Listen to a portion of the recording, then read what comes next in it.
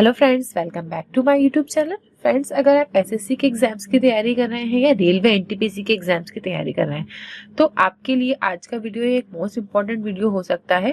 Friends, इससे पहले भी मैंने इसके पार्ट अपलोड किए हैं, अगर आपने वो भी नहीं देखे हैं तो आप उन्हें भी देख लीजिए, जिसका लिंक आपको वीडियो के डिस्क्रिप्शन बॉक्स में मिल जाएगा। फ्रेंड्स, मैं आपसे ये कहना चाहती हूँ कि चाहे जो भी गवर्नमेंट एग्जाम्स हो, अगर उसके सिलेबस में मैथ्स है, मैथ्स एक ऐसा पार्ट होता है जिसकी अगर आपने अच्छे से प्रैक्टिस कर ली तो आप ज्यादा से ज्यादा मार्क्स ऑब्टेन कर पाएंगे। ज्यादा से ज्यादा मार्क्स कवर करने के लिए आपकी मैथ्स अच्छी होनी चाहिए। आपने देखा होगा, नोटिस किया होगा, जिन भी लोगों का सिलेक्शन हुआ है उनकी मैथ्स अच्छी है, जिनकी मैथ्स एंड रीजनिंग अच्छी है, समझ लो उनका सिलेक्शन पक्का है। तो इसलिए आपको वैसे तो कोई सा भी पार्ट नहीं छोड़ना चाहिए, लेकिन मैथ्स और रीजनिंग को ज्यादा अच्छे तरीके से करना चाहिए, जिससे कि आपको एग्जाम में ज्यादा टाइम लेने से आप बच जाए और कम समय में आप ज्यादा से ज्यादा क्वेश्चंस कवर कर पाए। स्टार्ट करने से पहले चैनल को अगर सब्सक्राइब नहीं किया है तो फटाफट से चैनल को सब्सक्राइब कर दीजिए और बेल आइकन को भी प्रेस कर दीजिएगा, जिससे जो भी न्यू वीडियो में डालूंगी उसका नोटिफिकेशन आपको मिल जाएगा। स्टार्ट करते हैं क्वेश्चन नंबर फर्स्ट से। एक प्राकृतिक संख्या और उसके वर्ग का योग पहले तीन अभाज्य मात्रा यानी संख्या के गुणनफल के बराबर होता है। अब पहली तीन अभाज्य संख्या कौन सी होती है? 2, 3 और 5, क्योंकि पहली बोली उन्होंने, तीन अभाज्य बोली है। पहली तीन अभाज्य 2, 3 और 5 से स्टार्ट होती है, फिर 7, फिर 9, इस तरीके की संख्याएं होती हैं। तो ये हो गई पहले तीन अभाज्य संख्या। 9 नहीं होगी, इसके बाद 7, उसके बाद 11 आएगी। तो वह कौन सी संख्या है जिसके एक संख्या और उसके वर्गों का योग। एक संख्या अगर अपन ने मान ली n, वैसे तो ये सॉल्व आप इजीली कर पाओगे थोड़े ही सेकंड में, लेकिन समझाने के लिए मैं थोड़ा सा डिटेल में बता रही हूँ, जिसमें आपको 1 मिनट या उससे थोड़ा कम समय लगेगा। मान लिया वो संख्या n है। अब उसके वर्ग, पहले इसका वर्ग कर लें और उस संख्या का योग यानी n अभाज्य वर्ग का योग पहले तीन अभाज्य संख्याओं के गुणनफल के बराबर है, मतलब 2 इंटू 3 इंटू 5 के बराबर है। तो यहाँ हो गया n स्क्वायर प्लस n, 2 3 जा 6, 5 जा 30 हो गया। तो ये प्लस का 30 अगर इधर है तो इधर हम डायरेक्ट यहाँ ले आएंगे, माइनस का 30 इक्वल टू 0। इस तरीके का इक्वेशन बनाएंगे। एक ऐसी संख्या लेंगे जिसे प्लस या माइनस करने पर 1 आए। ये n क्या है? 1 है। क्यों? क्योंकि इसके आगे कुछ नहीं है, इसका मतलब ये 1 है। मल्टीप्लाई करने पे 30 आए।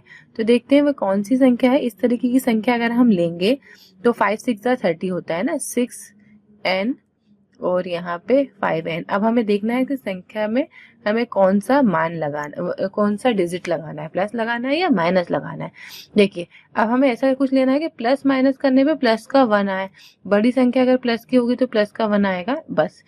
प्लस माइनस माइनस, मतलब 6n में से 5 हट जाएंगे तो बचेगा n, लेकिन कौन सा बचेगा? प्लस का, क्योंकि बड़ा 6 है। ठीक है, सॉल्व हो गया। अब n, यहाँ से इसमें से n कॉमन ले लेंगे, अंदर क्या बचेगा? n प्लस 6 बचेगा, और इसमें से ले लेंगे हम 5 कॉमन, अंदर क्या बचेगा? n प्लस 6 बचेगा। यहाँ पे प्लस का साइन लेंगे, माइनस का साइन लेंगे, सॉरी माइनस का साइन क्यों लेंगे? क्योंकि हमें यहाँ पे 6 को प्लस का चाहिए, तो यहाँ माइनस का साइन लेना पड़ेगा।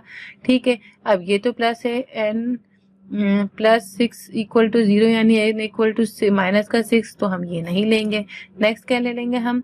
n माइनस 5 आया है तो n इक्वल टू 5 आ जाएगा, प्लस का इक्वल टू 0 ये है ना, माइनस का 5 उधर जाएगा तो प्लस का 5 आएगा, तो 5 इसका राइट आंसर होगा, जैसा कि ऑप्शन नंबर 3 में दिख रहा है। ये मैंने सिर्फ समझाने के लिए आपको इतना लंबा सॉल्व किया है ताकि आपको समझ में आ जाए, लेकिन अगर एक बार समझ में आ जाएगा तो 5 से 10 सेकंड में आप इजीली सॉल्व कर पाओगे।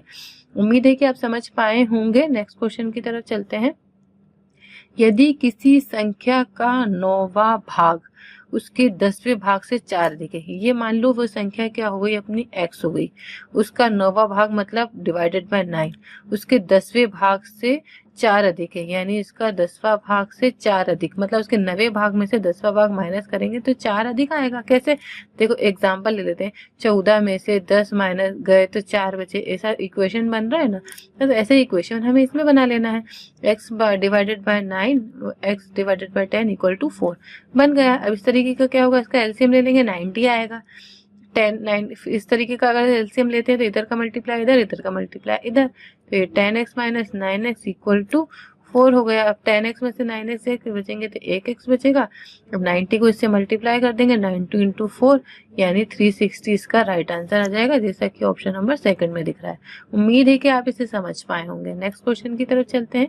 यदि कोई संख्या 31 से उतनी ही बड़ी है और 75 से उतनी ही छोटी है, तो वह संख्या आपको बतानी है कि वो संख्या कौन सी है। देखिए इस तरीके का, इसे आप चाहें तो आसानी से ही दिख रहा है, 53 आसानी से ही दिख रहा है, कुछ भी नहीं। 53 में से अगर हम 31 माइनस करेंगे, अगर ऑप्शन के थ्रू चलते हैं, 11 में से 1 गए तो 0 बचे, सॉरी 3 में से 1 गए तो 2 बचे, 5 में से 3 गए तो 2 बचे। ठीक है, इस तरीके से इसी को इसमें से प्लस करेंगे, 75 में से फिर 53 माइनस करो, 5 में से 3 का 2, 7 में से 22, दोनों संख्या सेम है, मतलब 53 है। अब आप वैसे तो नहीं समझ पा रहे हैं आप, ठीक है, वैसे अगर आप बहुत ज्यादा प्रैक्टिस करेंगे तो ये इस तरीके से भी आप समझ जाएंगे, लेकिन अगर ऐसे नहीं समझ पा रहा है, ऐसे बता देते हैं कैसे।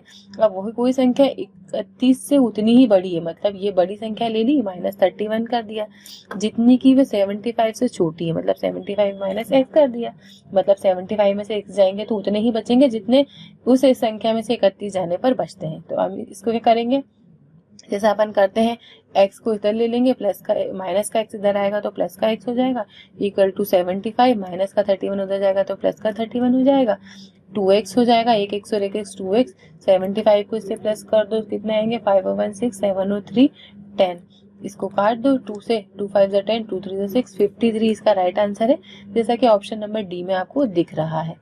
नेक्स्ट क्वेश्चन की तरफ चलते हैं। जब 4a7 में 335 जोड़ते हैं तो परिणाम 8b2 हो जाता है। जब 8b2 3 से विभाज्य है, देखो इस तरीके से आपको विभाज्यता के नियम पता होने चाहिए। 3 से विभाज्यता के नियम क्या होते हैं, 3 से विभाज्यता के नियम होते हैं कि संख्या मिला के जो है 8b2, ये जो है तीनों का प्लस जो होना चाहिए वो 3 से डिवाइड होना चाहिए। हम इसे 1 रख के देख लेते हैं, पहले 1 रख के देखेंगे तो 8 और 2 10 और 1 कितना होगा, 11, 11 2 से डिवाइड नहीं है। अब हम 2 रख के देखेंगे, 8 और 2 10 और 2 कितना होगा, 12, 12 2 से डिवाइड है, इसका मतलब यहाँ बीच में क्या होगा, 2 होगा, क्या होगा, 822। अब इजीली अब 822 में से 335 को माइनस कर दो, बस हो गया आंसर। 12 में से 5 गए, 7 बचे, और 2 ये इधर एक कैरी ले लिया, 11 में से 3 जाएंगे तो 8 बचेंगे, और यहाँ 5 है, 5 में से 3 जाएंगे तो नहीं, यहाँ 7 है, 7 में से 3 जाएंगे 4 बचेंगे, 487 ये आ रहा है ना, इसका मतलब ये यहाँ क्या है, बीच में 8 है, यहाँ क्या है, बीच में 8 है, 8 ऑप्शन नंबर फर्स्ट में दिख रहा है, वही इसका राइट आंसर हो जाएगा। उम्मीद है कि आप समझ पाए होंगे। फ्रेंड्स, इस वीडियो के इंपॉर्टेंट क्वेश्चंस कंप्लीट हो चुके हैं। ज्यादा से ज्यादा क्वेश्चंस कम समय में करवाने की कोशिश कर रही हूँ मैं, जिससे कि वही क्वेश्चन अगर आपके एग्जाम्स में आते हैं, उस टाइप के क्वेश्चन आपके एग्जाम्स में आते हैं। छोटे वीडियो बनाने का सिर्फ एक यही रीजन है कि आप उसको लेंथी ना समझें, स्किप ना करें, पूरा वीडियो एंड तक देखें। छोटा सा वीडियो है, आपके लिए बहुत यूजफुल है। उम्मीद करती हूँ कि आपको मेरा वीडियो पसंद आया। अगर वीडियो पसंद आया है तो वीडियो को लाइक कीजिए, चैनल पर नए हैं तो चैनल को सब्सक्राइब कीजिए। नेक्स्ट वीडियो जल्द से जल्द लेकर आऊंगी मैं, तब तक के लिए मेरी तरफ से आप सभी को ढेर सारा best of luck and good bye.